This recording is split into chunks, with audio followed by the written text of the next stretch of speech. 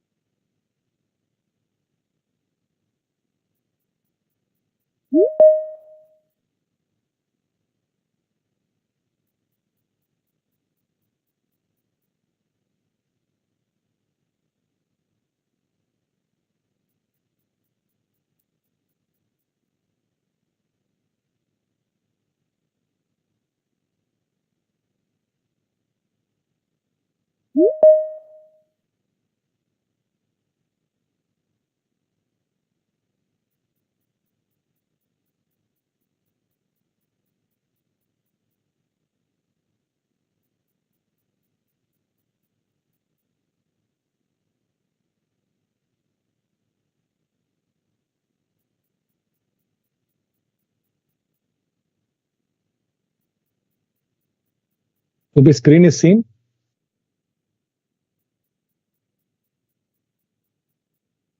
Okay, I think. Good morning, all. I think thanks for joining and taking your time. As usual, what we'll do is I quickly run through how corporate India has delivered numbers ending June quarter, both at Nifty level and BSE 500 level, and maybe what's a broad outlook on in terms of valuation and where do we see opportunity, and then finally we'll take question like usually. So just give me a minute. I'll change the slide to control.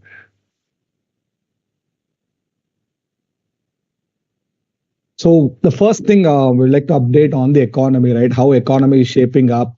What is a broad commentary from large corporates? So I think if you see, there are three set of opportunity which is currently still exist in the market. One, a primarily economy driven. Second, rural economy, which is going through a soft patch for last couple of years. And finally, third one, companies which are basically export driven or has a very good percentage of sales coming from export. So I'll share some anecdotal evidence what corporates have spoken about. So that gives you idea. One of the question keep coming up to us is there still an opportunity? I think obviously the universe of opportunity has come down, but still I think it exists. The first one is SBI on economy. I think interestingly, if you see, as far as domestic economy is concerned, the second quarter of financial year has begun with gaining growth momentum. Primarily due to monsoon, it's well dispersed. I think we had a good monsoon, and this should help to have lower inflation expectation, right? So this is the commentary from SBI con call, and also they've commented on the thrust on consumption revival and the boost to infrastructure should throw a lot of opportunity for the banks. I think primarily domestic economy is in extremely good shape, growth between 6.5% to 7%, inflation slightly moderating with a good monsoon behind. I think the macro stability should drive a lot of sectors, and banking being a very large index constituent, 37%, which should help at the broader level, right? So I think that's a good news to start with. Coming to rural India, I think no better company than HUL, which covers the length and depth of the country, right? So again, their commentary is clear, right? So we have been seeing green shoots in rural demand recovery. However, 2-year CAGR is a little more lagging. So this is the window of opportunity. Those who want to allocate capital, looking for business which is currently has a low base, and maybe next 1 to 2 to 3 years, the recovery should aid growth. employment levels, real wage, and food inflation was the pain problem. And I think as the commodity price is settling, I think this should pan out well. And off late, if you monitor last 30 to 60 days, right, slowly consumption stocks are doing well in anticipation of decent demand recovery led by good monsoon and economic activity.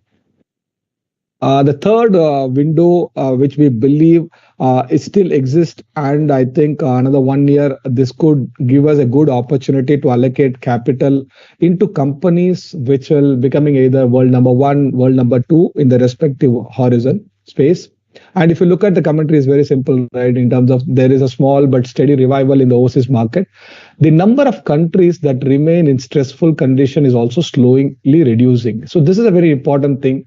I think the high inflation led to a lot of currency issue in many countries, and slowly and steadily, a lot of economies are coming back. And I think this is a good news. To give some statistical evidence for them, which is Bajaj Auto, Nigeria, they used to do 50,000 units per month, which went to as low as 5.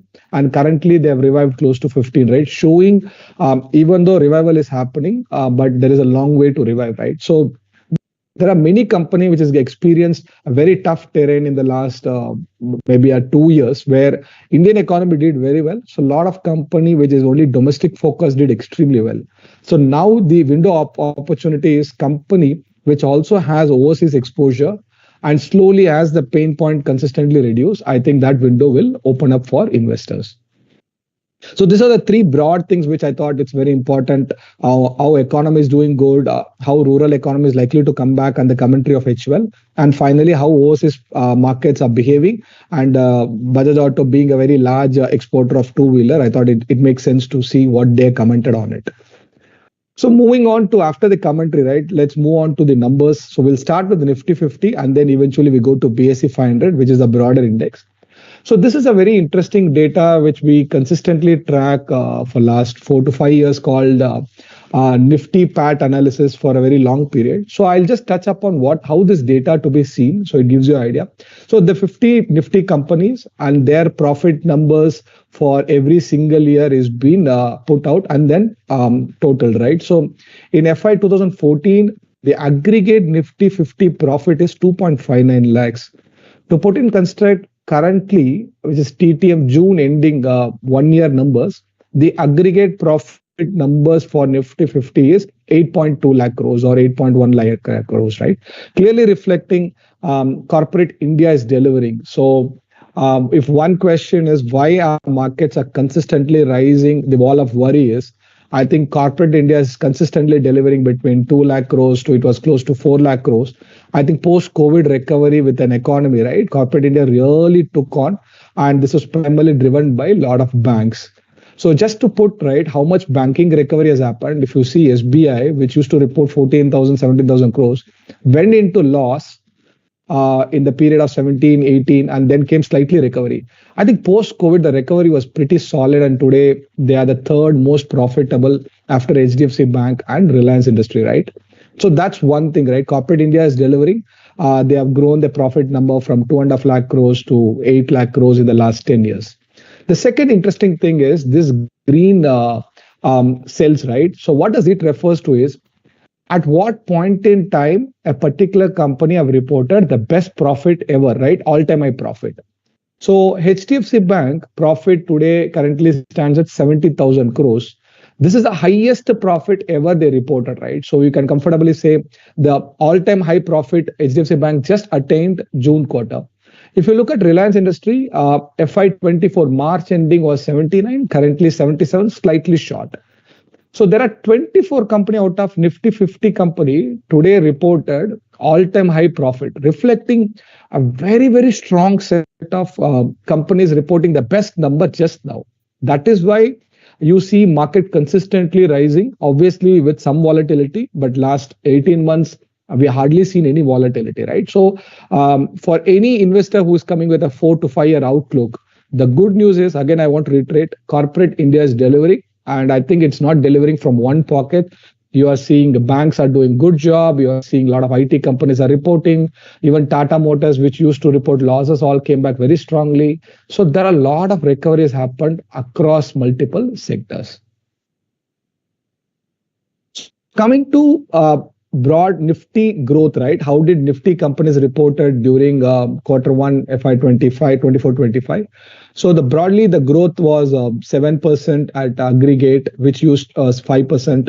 Operating profit, which used to grow at 38, have now come to close to 7, right? So broadly, growth is there, but it's slowing down. I think that's one trend which will consistently will recur. If you look at little more on BSE 500, I think this trend is little more vivid. If you look at last quarter, which is Q1 FY 24-25, the aggregate sales of the BSE 500 is close to 8%. And if we remove BFSI and oil and gas, because they both are pretty cyclical on economy on the global, it's close to 5. So broadly, the fundamentals, which is the sales growth, is close to 8 to 9%, very close to the nominal GDP, which is 10 to 11% of India. And why it is very important to see this number is, if you look at last year, right, which is Q1 FY24, the growth was 7%, but Q1 23, right, had 39. Before that, it was 40, right? This 40 and 39 was primarily due to Q1 2021 numbers were impacted due to COVID. So we had a very steep recovery of economy, which got reflected in the corporate numbers here. And then slowly and steadily, we are going back to the normal growth, which is close to 10%, right? So when the narration is very strong, right? India is doing good, 2047. I think when we look at numbers, it's very, very clear. Growth is there, but Indian economy or corporates are growing between 8 to 10% at aggregate. Obviously, few mid cap, few small cap, few large cap can grow faster. But the big picture which we should keep in mind is corporates are not growing at 30-40%, right? The way people think about return, right? I think corporates are growing 8 to 10 over a very long period of time.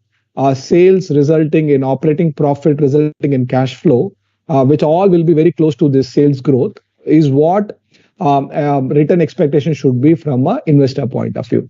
So to that extent, I think 8 is a decent growth because we have gone through a very high base. But I think the number we should keep is this number is going to be a critical driver of value in the near term. Now, having seen that 8% at aggregate picture, right? So now let's see at disaggregate level, how sectors have performed on the sales metric, right? So this is one important metric which we consistently track to identify which sectors are doing good and which sectors are not doing that great, right? So I will just touch upon, so the aggregate profit number, sales number is 37 lakh crores, grown at 8%, right? So this number we have already seen. But what we would also want to see is where this growth has came from, this 37 lakh crores. So one big segment is banking, which does 5.33 lakh crores, very large, has grown 22%, right? Far significant. So that is where I thought as a house in the last couple of months, we have been consistently giving. Banking is one exposure where narration is extremely against thinking about the short-term growth, short-term margin concern. But I think this one segment delivering decent growth. At the same time, valuations are palatable, right? And the growth for the Q1 is 22%. Insurance is one segment also grew very brilliantly. Power, healthcare, right? So very healthy 3 to 4% outperformance or more than that. The segment which is large exposure in the index and still grown pretty little okay is one is IT. IT is a very profitable industry, but a growth rate of 4%. So we have been consistently having the view that this is one area where growth is going to accelerate, but maybe 4 will become 5 and 6 and not about 10%. FMCG is also not as bad as an IT, but close to 7%. I think good news is with good monsoon, the growth rates are expected to head towards double digit, right? So this is the broadly where you see auto close to 10, banking is leading, healthcare is also doing a good job. I'll share how healthcare, a lot of companies have done good job, and FMCG and IT is a slow growth path within the top 5 sectors. The same revenue growth, when you look at this data, multiple quarters, right? So I'll touch upon how high base effect we need to keep in mind as an allocator of capital. So if you look at automobile, right, a very classic cyclical sector, quarter 1, 2020-21, right, we had a negative growth. This was primarily due to COVID. So obviously, right, once COVID lockdown got opened, the growth rate looked very, very high. That's primarily because of the base effect. I think this is one good growth number. After base effect, we had a 29% growth. Then we had a 25. I think this is a sweet window where people understood auto is coming back and a huge revival of two-wheeler, three-wheeler, passenger vehicle, commercial vehicle, everything did well. And slowly, if you see last 4 quarters, right, 25, 21, 19, 14, and 10, the growth is good, but it's drifting slower, right? Clearly reflecting high base. So that's our primary view. Economy post-COVID recovered sharply. Now, with a high base, the growth rates will become very close to India's GDP, right? That's what automobile have reflected. Obviously, within auto, you saw two-wheeler did extremely well. Passenger vehicle is okay. Commercial vehicle, tractor is pretty muted, right? Banks been pretty solid growth. If I touch upon healthcare, right, as I told in the previous slide also, it's one segment where if you look at last 4 or 5 quarters growth, Q1 24, which is last year, 15%, Q2 14, Q3 10, Q4 11, Q1 10, consistent double digit, right? That is where the last 2 to 3 months you're seeing a very good re-rating. And in one of our portfolio or a couple of portfolios in a PMS, right, we have been consistently being overweight in this segment and it got richly rewarded at this point in time. Insurance is another segment also showing consistent growth, right? So as the economy peaking in terms of from a delta growth, right? I think it's always good to look for sectors which is going to grow 3 to 4% more than the economic growth and for a very long period, right? So this is where this is interesting. Having seen the sales growth aggregate at the disaggregate, now let's look at the PAT growth. Very similar to sales, banking is doing a good job, 23% growth. Automobile, even though the sales growth was 10%, PAT growth was good due to margin expansion. And I think segments which is again muted is IT, 8%. Crude oil, it's primarily a swing factor sector, so we don't have to read too much into it. Primarily FMCG is also 9%, right? So broadly, sales growth is a little higher than PAT growth, reflecting again. We had margin lever, which was a big driver of growth in the last couple of years. Now I think margin levers are getting exhausted for a lot of sectors. Coming to the bike count, how we see this data in a very nuanced manner in terms of which segment is giving growth on a broad-based scale. So if you look at finance, out of 47 company out of BSE 500, 27 company reported more than 20% growth in sales, right? Reflecting the broad trend is fantastic numbers, primarily from banking and capital market companies. If you look at healthcare, again, interestingly, out of 44 companies, 25 companies have reported a very healthy 10 to 20%, right? So that is where when you look at data, you know that even though 3 companies did not report, 12 reported muted, there is a solid 29 company reported a very, very healthy growth, right? So when as an analyst or fund manager, right, when we want to look for segments, I think this data gives us a very good idea which part of these sectors are doing much, much better than the other sectors, right? So automobile is in the middle wicket, neither in a high growth, neither in a low growth. Chemical, clearly, right? A lot of companies have reported a muted growth. Even IT and FMCG, a lot of companies reported single digit growth. So that's a key highlight, right? Interestingly, at the PAT, finance continued to do well. Healthcare had a very robust show. A lot of companies did good numbers. So they had a good top line, good margin expansion coming from US margin recovery. I think this is where this segment surprised a lot of people. Automobile continued to grow very well. The one sector where the growth is extremely broad-based in terms of PAT, right? So you had FMCG where there were 9 companies reported degrowth. There are 8 companies reported subdued growth.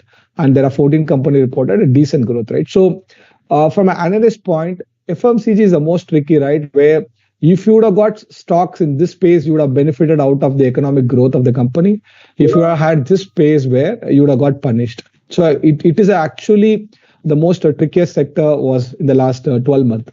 But in healthcare or in finance, right, getting the sector call, right, because most of the company reported good numbers, right? So what this framework gives us is it what will drive value? Is it a sectoral growth like healthcare finance or a stock specific where like in FMCG where the growth is very, very broad based?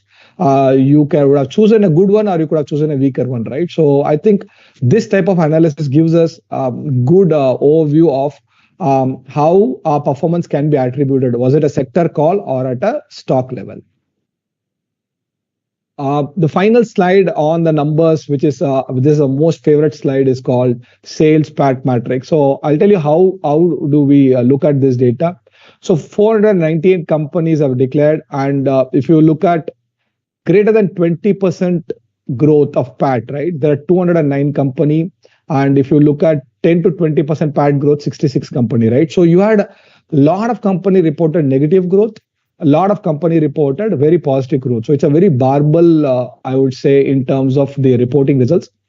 So from a hunting ground, right? So if every investor wants their stocks to be in this bucket, basically this is a bucket where sales has grown more than 10%, 10 to 20 or 20 and above.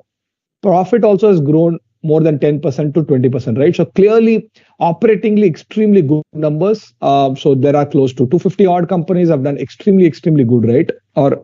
And if you look at, this is the segment where the hunting ground happens, right? So one of the question again comes back, right? Is there any segment still a window is there? Definitely, right? There are 61 company out of BSE 500 have reported zero sales growth, zero profit growth. And when you look at this data, right, by double clicking, you will see a lot of chemical company, a lot of agri company, a lot of industrial product from primarily cement, right? So these are the companies which in the last quarter results were pretty weak. And there is where the price action is also very muted, right? So someone wants to work on a particular sector, right? I think this is the window where the opportunity set lies to work on. And this is the window where typically growth metrics is extremely good, profitability is good, ROE is good, and eventually stock price also would have done extremely well. This is not the segment currently to go and buy. Generally, this segment will be very priced, and given the current market condition, most of the stocks are trading richly valued. And this is a segment, this four buckets is where numbers are neither extremely bad, neither extremely good, right? So I think when you look at the numbers in this dimension, it gives you opportunity about there is an area where you can work on for the new ideas. There is an area where, if at all, you want to trim your position. And maybe there is an area where neither the numbers are firing in cylinders or numbers are very bad, right? So I think that's how corporates are behaving. But the good news is we have growth segment, and we also have some segment which is not growing that will give opportunity in next 1 to 3 years. Final slide on the margins, right? As I told in the previously, margins have peaked. So we had close to 17% margin post recovery of COVID. Due to high inflation, aggregate margin slipped to 12 and currently at 16, right? So clearly from here onwards, margin recovery is not going to be the biggest driver of value. So the biggest driver of value will come from sales growth. So as a house, our strategy is simple. Looking for companies which can grow 3 to 5% more than India's GDP, which is India's GDP does 10 to 11. So if you find companies between 14 to 15% growth and maybe a stable margin or slight recovery of margin, I think it's a sweet spot which can add a lot of value.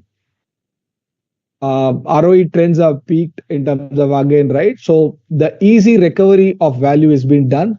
From here, it's going to be heavy lifting. So ROEs are very close to high, margin are high. So sales is going to drive a lot of value. That's what resulting in finally Nifty estimates is even pretty consistent, close to 1250. So index being trading close to 25 to 26,000, we are trading anywhere between 20 to 21 times 1 year or 1.5 year forward, right? So the good news is EPS is consistent. Earlier, 4-5 years back, the one concern was EPS starts at one level and eventually goes down. Off late, EPS estimates are consistently stable because of corporate is also delivering. So that's again, right? The good news is people who are coming with a 4 to 5 year outlook, corporate India is delivering between this 13 to 14% type of a growth. Having spoken very good about the growth for last, let's say 15-20 minutes, right? I would like to touch upon a few challenges which are currently existent, and I think we have to be mindful and then navigate pretty smartly. The first challenge is the earnings are growing, but they're growing at a decelerating rate. So if you look at post-COVID, we had a very sharp recovery of earnings growth. Then we slightly dipped, we came back sharply. Even though we are going to grow, the trend towards growth is slightly drifting, right? So this is where with the 20-21 times multiple, PE re-rating is almost ruled out. If at all PE can remain here or some bit of a de-rating is expected, right? So with a 16 to 14, 11% rate, so anyone expecting in the medium term 12 to 14 is a pretty reasonable expectation or right expectation. Having a very steep expectation is not going to get materially achieved because the margin of lever is little less. Valuations on Nifty, I think at the broad large cap index level, it is not very, very steep. We are trading close to 20, 21 times, as I shared in the previous data, which is not significantly, but the concern is in the mid and small cap. And I think this is a very interesting data, right? So what this data refers is they've looked at the data from large cap, mid cap, small cap, year wise in the multiple year horizon, 2015, 2019, 2022, 2024, right? How does it change? So I'll just touch upon two interesting aspects. Large cap 2022, 35% of the large cap was trading at 50 times. The last 2 years, 34. Basically, the last 2 years, big rally happened in the market. This horizon is not got re-rated. Typically, large caps have a lot of high quality business from FMCG and IT. And I think few companies have a different high growth trajectory also, right? But the re-rating did not happen here. But if you see a very similar data in a mid cap in 2022, 31% of the mid caps were above 50 PE. Which has got rated to 39. Basically, another 8% more company become a very expensive zone, right? And it's even more interesting in small cap, where 2022, let's say first 30 to 50 PE multiple, there were 14% of the companies were traded at 30 to 50.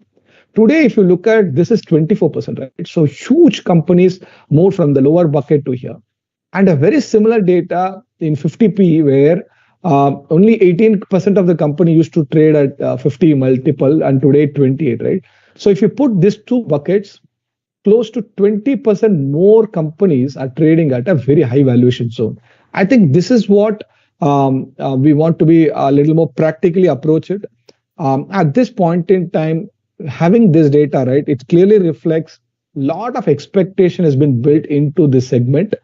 And I think anyone allocating capital, I think being a little more balanced towards having a good exposure to large cap, having good exposure to multi-asset makes a lot of sense at this point in time.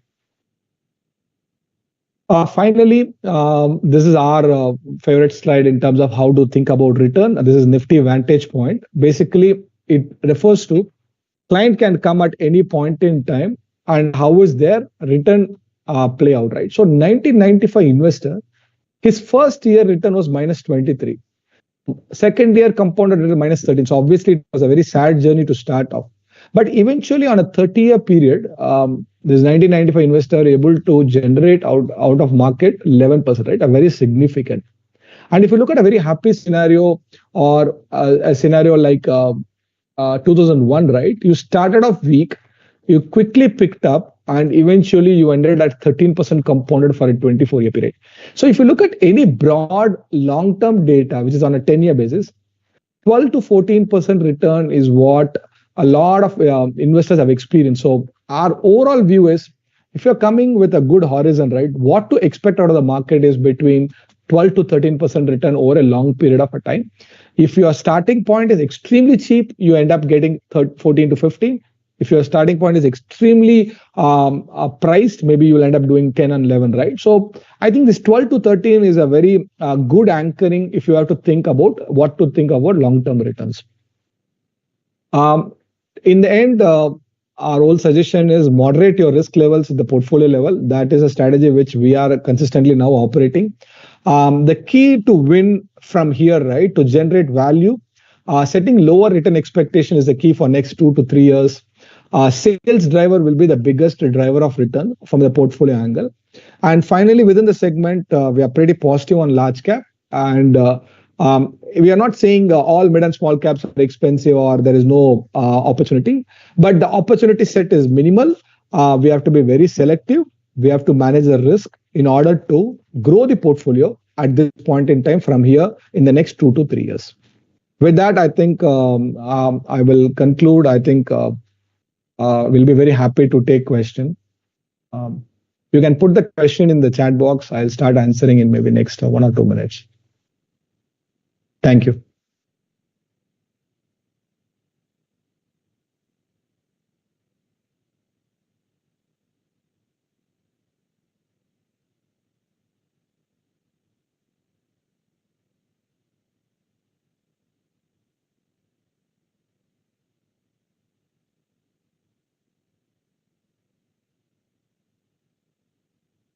Request all to put the question in chat and I'll answer shortly.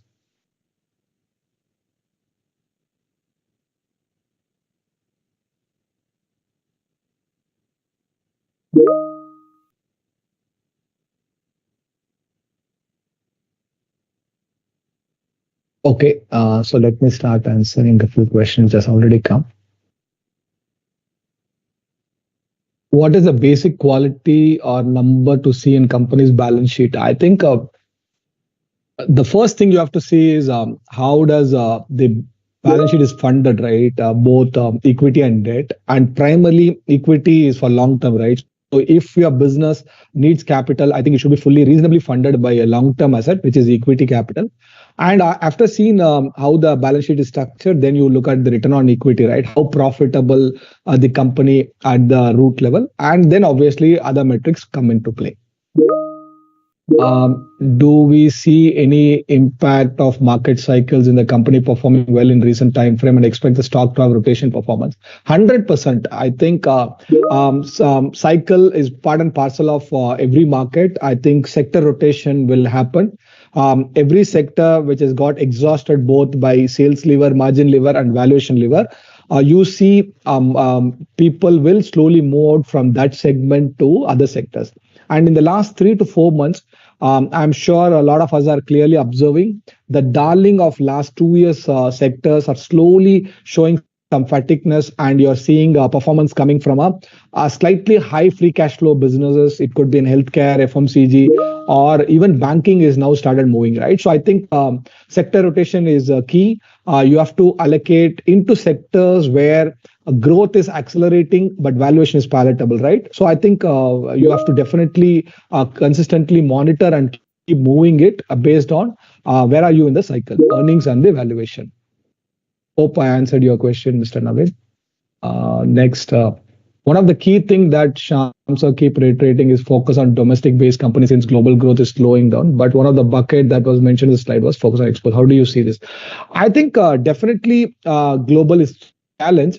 But the context is given the valuation, right? I think what I said is definitely this is one window where some companies which are becoming world number one or Asia number one, right? So there are very specific companies, which is what I was referring to. But broadly, if you have to focus from any individual investor, I think since our resource bandwidth is limited, our time is limited to do the work. Focusing on one economy, which is India itself, is a large. I think that is where the context should have been set. I think India is fantastic growth economy for next 10 to 20 years. But the current challenge is a lot of stocks within India growth is richly valued. So maybe once the valuation becomes very palatable, I think fully focusing on India makes a lot of sense.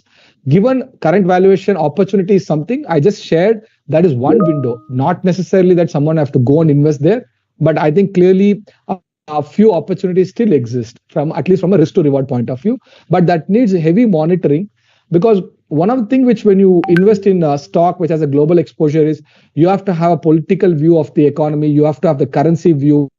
You have to have how the demand situation. So a lot of things goes in when you invest into a company which has a global exposure. Hope I answered your question, Mr. Dinesh. Are we seeing any cost efficiency playing out in result of new technology, hence those explaining higher margin? I think higher margin definitely came out of some efficiency and the pricing power because of there was a supply constraint. But I think what you might be referring is an effect of AI is coming into play. All I think we are yet to see, but definitely corporates have become far more efficient. They have become very more frugal in terms of money usage. They have shrunk the cost structure during the COVID. So the guys who are able to retain the efficiency showing far more margin recovery, both at the operating level and the below operating level also. Do you see shift happening in lending space with NBFC gradually taking larger share of market from banks? With this, the NIM pressure, how do you foresee private bank? I think this NIM pressure, all these are will be there because banks primarily now going to lend a lot more to corporates than retail in the last 10 years. But I think one metric you have to look at is the ROA metric, which fully reflects the profitability like ROE for a corporates, right? I think ROA for a lot of private banks are close to 2, which is a very, very healthy with a leverage of 6 to 7 with the equity, right? You make an ROE of 14 to 15. And there is a very good fee income sitting with a lot of private banks. So I think any efficiently run the bank will play a very significant role in the next 5-10 years because if you are very positive on economy, you cannot be negative on a bank. Obviously, banking will play a good role. Non-banking also will play a lot more role in the next 5-10 years. But banking at this point in time, valuations are extremely attractive. So when the asset is cheap, the risk to reward is favorable, you generally take a positive view on the asset. That's all I think. Hope I answered your question, Mr. Raghav. Shall I invest in NASDAQ ETF, which is the best? I think maybe that's my other colleagues who monitor the entire assets are well equipped. Maybe you can get in touch with them. But broadly, global economy growth is going to slow down. That's where we are seeing also policy action. And maybe NASDAQ is a pretty good index, but I think you have to see where are you in the cycle at the global growth and the valuation. But we are not super gung-ho at this point in time in this space. How rate cuts will impact landscape? Which landscape I'm not able to understand, but primarily rate cut will propel the economic growth because if you think about you're going to buy a house or an auto vehicle, having a rate reduction will help you to pay lesser EMI. Rate reduction also will come with a good liquidity. Availability of money goes up, so the lending activity will be a little more easy. So basically, economic expansion will aid. But that similarly, rate cut also gives you confidence in terms of you can actually borrow money and invest into it because the cost of debt financing will go down, right? So I think it will be a propeller of economic growth. But otherwise, we don't have to read too much into rate. I think focusing so much of the big picture is right. We are in a very stable environment from an India point, and we are yet to see rate cut happening in India. Which segment of the market you see sales growth? What are the primary drivers? I think healthcare is showing a pretty stable sales growth. And if you see insurance, which was one of our primary bull call in the last 6 to 9 months in most of our PMS portfolio, we were heavily invested into life general. And I think now markets have realized these are sectors where they are growing 3 to 4% more than India nominal GDP, which is 14 to 15, and the longevity of growth is very good. I think a few pockets growth is still coming back, either due to the sectoral revival or like consumer durable, right? Clearly, sectoral revival is showing up. So definitely, consumer economy is not in the peak phase. A lot of consumer economy is slightly either in the mid phase or a lower phase. Where we are seeing a high phase is in capital goods, industrial goods, where very good sales have been achieved. From here, a lot of heavy lifting has to be done. How to curate this company performance data from market to its self-research, explain the basic home research. I think corporate numbers comes out in BSC, right? I think the result season gives you a good glimpse of all the numbers.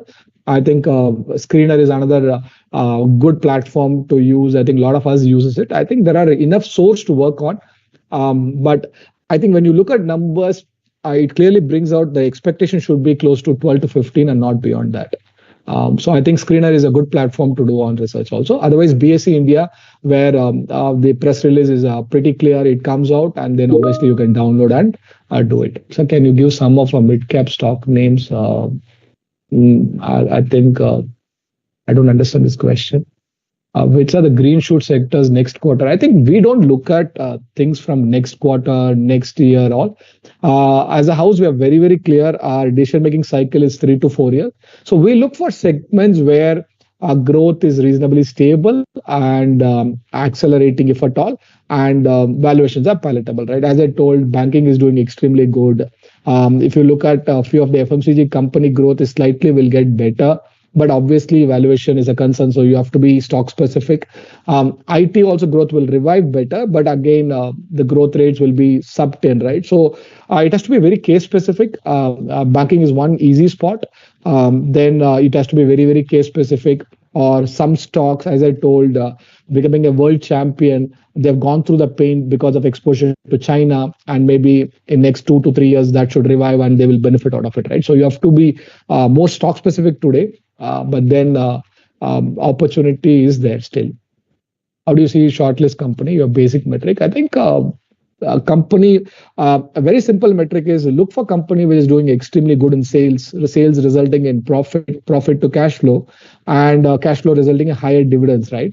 If you monitor this 4 metric, clearly you can tell this company is doing good job. They are getting very closer to the customer. Society loves them, right?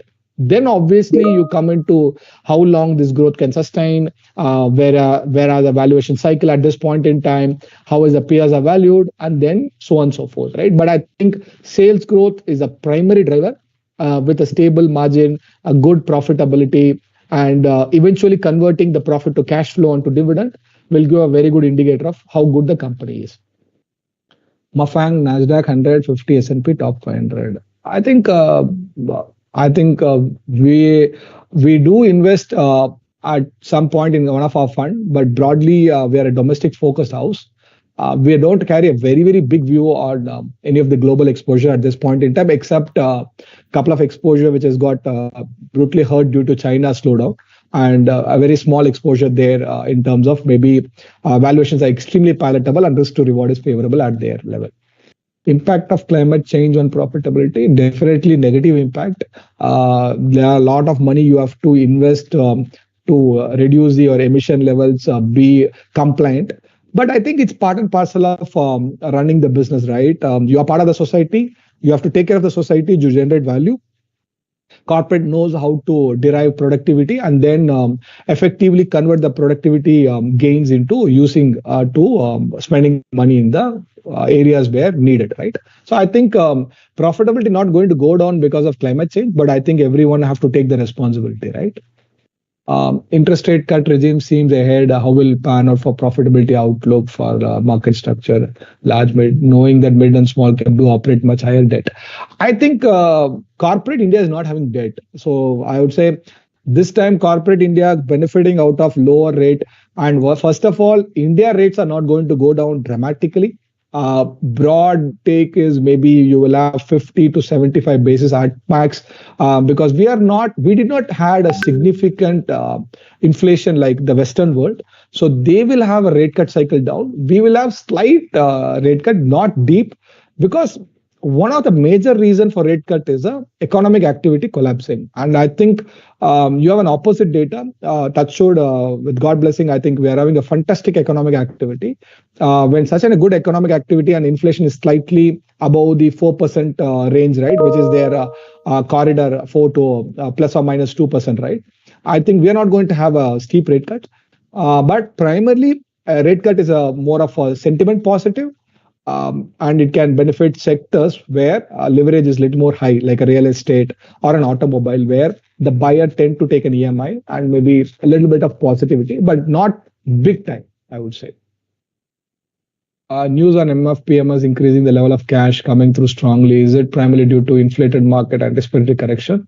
If so, in individual perspective, should I also position towards the same? Even if I think as long as you are in a good mutual fund or a PMS, you don't have to do, right. So I would say allocation done to a good people, then allow the fund manager to take an appropriate call.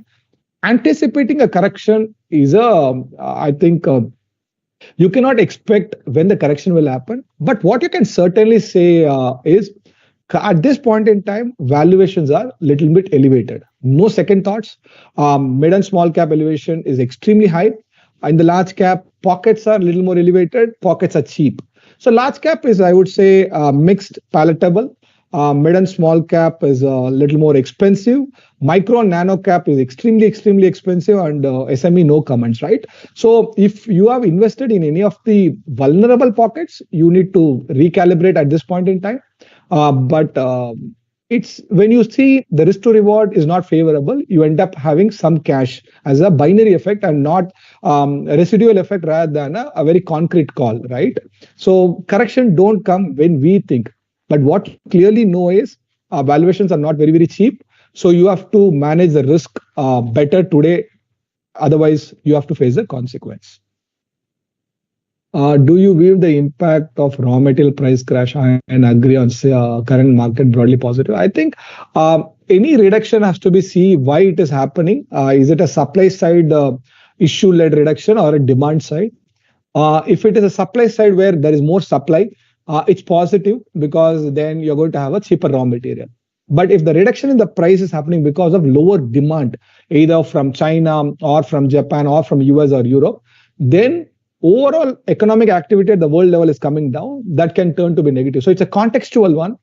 But I think being a big importer of raw material, primarily oil or natural resources, any reduction should be positive at the macro level.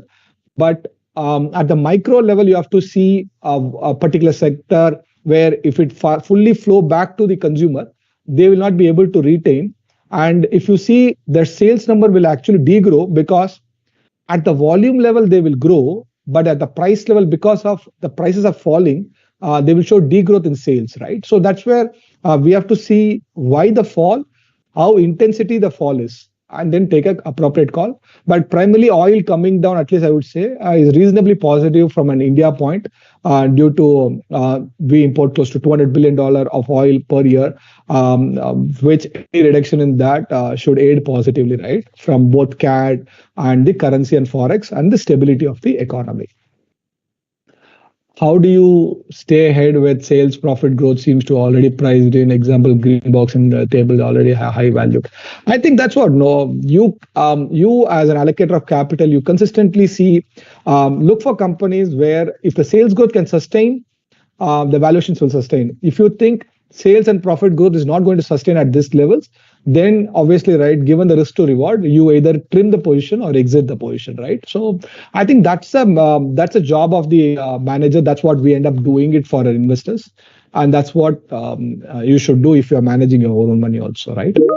Move from high risk zone to low risk zone. So that's a key. So if you're fully capable, manage it.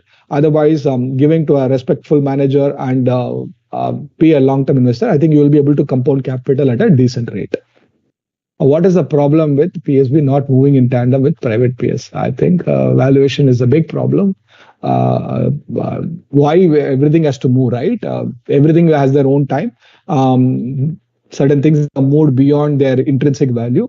I think over a period, market also consistently show where the next liking is coming in, right? I think your observation is right. Currently, private players are doing better than the PSPs.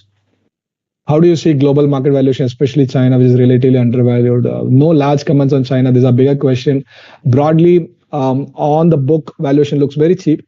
But if you look at the economic signals, the economic indicators, which is 10-year GSEC in China, everything is showing a lot of distress. So you have to be a very patient, long investor to make money. But it's not going to be an easy ride. Definitely, last 10, 20 years, they have disappointed a lot for a lot of investors. So I think it's going to be heavy lifting. Someone wants to allocate large money and try to make.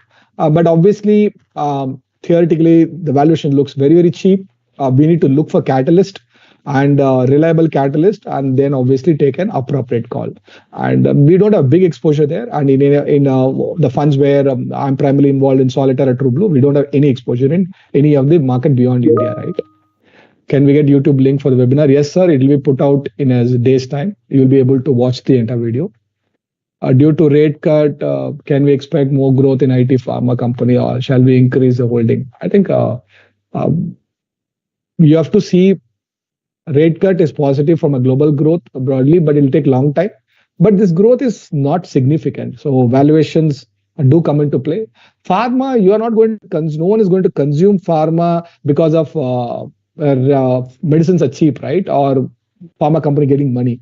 I think pharma is a more a neutral sector. It's a function of where are we in the patent approval cycle or plant approval, company specific. Pharma is far more company specific, geography specific.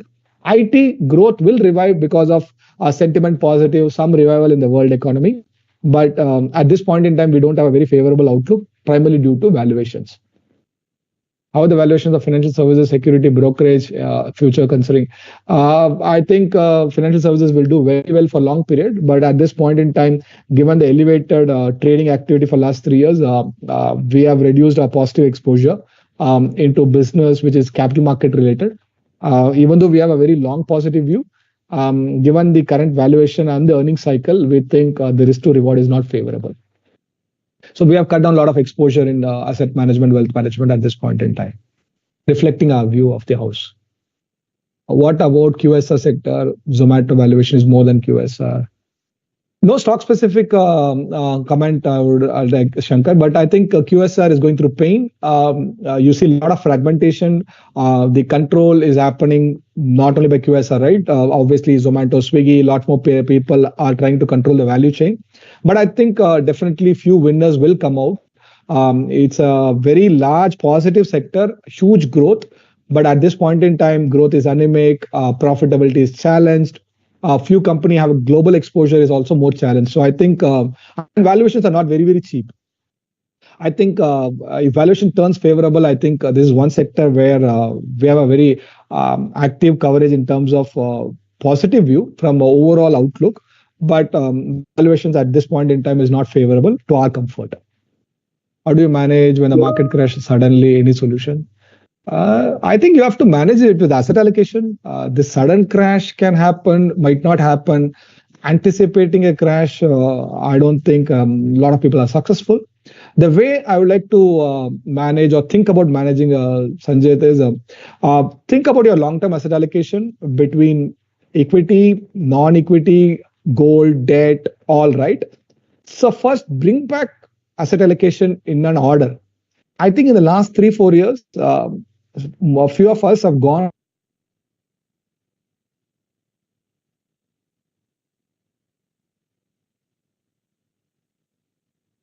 it's a very good time to look asset allocation and then correct it. I think that will take care of your bigger pains. If at all market were to correct, that's all I would recommend. How do you see sectors like logistics, medical, FMCG packing? Do you see any more levers? I think it's a lot more question. I think medical equipment, we don't own anything. These are very, very early sector. Definitely a big positive in the long term, but there are very few companies are very richly valued. They don't generate also a lot of free cash flow. So I think we don't have any exposure. FMCG packing, once the volume growth comes back, they will do well. But I think you have to see, right, they are dealing with larger FMCG company. So they will not make high free cash flow or high ROC, right?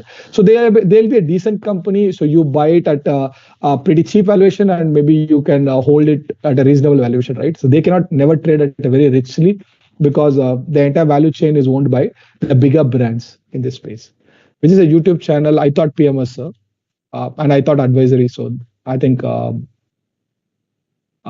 YouTube channel is ithoughtpms, you can see, yes. Impact on climate change and profitability, which I've already answered. Broadly, I think companies will be able to manage it.